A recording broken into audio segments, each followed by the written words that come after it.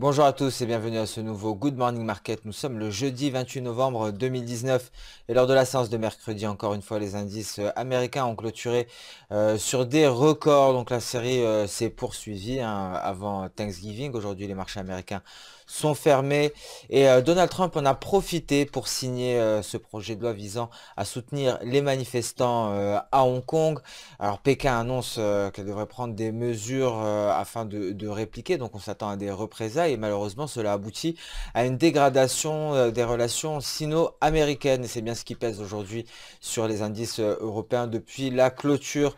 Alors hier nous avons pris connaissance d'une salve de publications en provenance des États-Unis, des chiffres mitigés mais qui ont été pris comme des signes de force de l'économie américaine. Cela a donc renforcé le biais vert. Nous allons passer avant toute chose, faire une revue du calendrier économique du jour, un calendrier relativement allégé.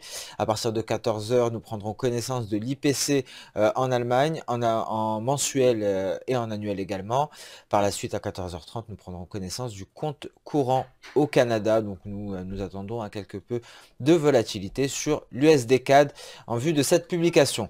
Nous allons passer à présent sur la plateforme X Station 5 et débuter comme d'habitude par le marché d'échange et plus particulièrement le dollar américain, donc le dollar index qui représente le billet vert face à un panier de 6 devises majeures. Et vous pouvez le constater hier, le billet vert s'est renforcé pour faire écho à ces publications encourageantes concernant l'économie américaine. Ceci a bien entendu entraîner l'euro-dollar à la baisse afin de venir tester ici son niveau de support, un niveau que nous avons sous surveillance, car toute cassure de ce support entraînerait l'euro-dollar directement en dessous des 1,0950. Alors ce niveau a été testé pour l'euro-dollar avant de retracer. Aujourd'hui l'euro-dollar progresse légèrement à la hausse, mais le signal de vente sur cette paire de devises est toujours d'actualité, un signal de vente qui nous a été donné par la sortie de nuage par le bas et une lagging span actuellement dégagée. Seul un franchissement ici de la SSB invaliderait le signal. Pour l'instant, nous sommes relativement neutres. Le premier objectif suite au signal a été atteint. Nous attendons une cassure de ce niveau pour aller chercher un support un peu plus bas que les 1,0950 d'ailleurs. Alors nous surveillerons l'euro-dollar lors des prochaines séances. Pardon. Un mouvement à noter, c'est sur l'AUD-USD, l'AUD-USD ici qui nous avait fourni un signal de vente après avoir franchi son nuage journalier par un twist, donc une faiblesse de nuage caractérisée par un croisement de la SSB avec la SSA, facilitant ainsi le passage des prix. Ce signal de vente donné initialement a été validé par la lagging span qui est parvenue à franchir sa Kijun, donc validation du signal de vente sur l'AUD-USD, ce qui favorise ici le scénario d'une dernière vague 3-4 en direction des 0,67020. En attendant, nous avons un objectif intermédiaire. Si ce support est franchi, cela renforcerait le signal d'un repli en direction de ce dernier support qui représente des plus bas annuels, même pluriannuels sur l'AUD USD. Donc nous suivrons avec attention la paire AUD USD en vue d'une intensification ici de la baisse en cas de franchissement de ce support. Nous allons passer à présent sur les marchés actions, des marchés actions en Europe en repli à l'ouverture. Cela fait écho à cette signature du projet de loi visant les manifestations à Hong Kong. Donc on pourrait assister à un durcissement du ton entre Pékin et Washington. Pour l'heure, le DAX n'a pas franchi ici son support, les 13 212. Attention à tout franchissement baissier de ce support. On pourrait aller chercher la Kijun journalière aux alentours des 13 080. Donc pour l'heure, ce support est maintenu. Donc le scénario haussier est toujours d'actualité. Je vous rappelle que ici, l'objectif est relativement éloigné. Donc, ce scénario reste conditionné à la signature d'un accord partiel.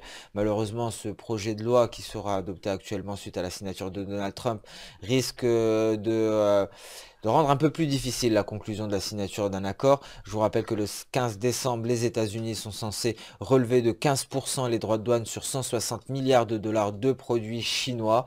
Et donc, effectivement, la signature d'un accord devrait intervenir sur le très court terme. Sinon, ce serait l'inverse et on s'éloignerait d'un accord et cela se traduirait par un repli massif des indices. Donc les séances à venir seront cruciales pour les indices européens, mais surtout les indices américains. Alors à l'image du DAX allemand, le CAC 40 s'est replié à l'ouverture, il est venu chercher sa Tenkan aux alentours des 5895 points.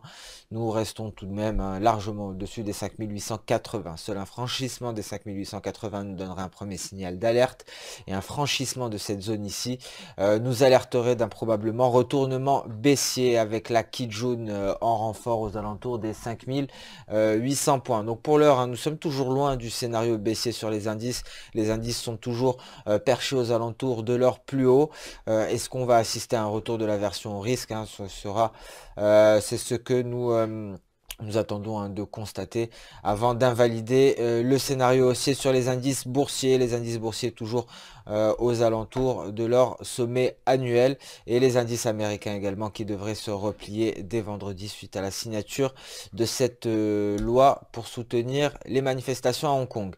Sur les matières premières, le marché des matières premières, nous avons assisté à quelques mouvements, notamment une reprise de l'or qui évolue en territoire positif, ce qui nous donne ce qui est un signe de retour à la version pour le risque. Les investisseurs se débarrassent des actifs risqués comme les actions et se ruent vers les valeurs refuges comme le yen japonais et le métal précieux qui n'est pas parvenu à casser ici son support à 1455 $ l'once.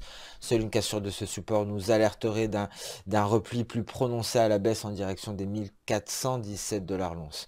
Pour l'heure, l'or pourrait progresser à la hausse en direction de sa Tenkan journalière. Dernier rempart avant la Kijun aux alentours des 1480 $.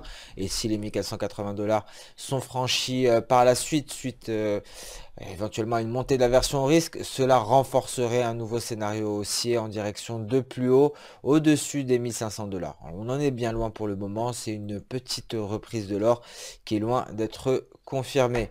Sur le pétrole en revanche, la baisse se confirme de plus en plus, une baisse qui a été alimentée par le rapport sur les stocks hebdomadaires de brut aux États-Unis, un rapport faisant état d'une nouvelle constitution des stocks quand une baisse des stocks était attendue, ce qui entraîne donc le WTI en repli, un WTI qui est venu se placer en dessous des 58 $.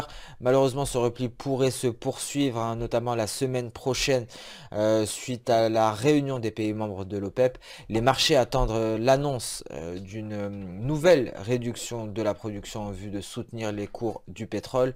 Si cette annonce n'est pas faite, ce serait une grosse déception pour les marchés, et on pourrait très certainement venir s'attaquer à la SSB à 57 $ pour aller chercher par la suite notre Kijun ici aux alentours des 56,15 $, et un franchissement de ce niveau remettrait fortement en question tout ce mouvement haussier qui a été construit progressivement suite à la reprise de la production d'Aramco.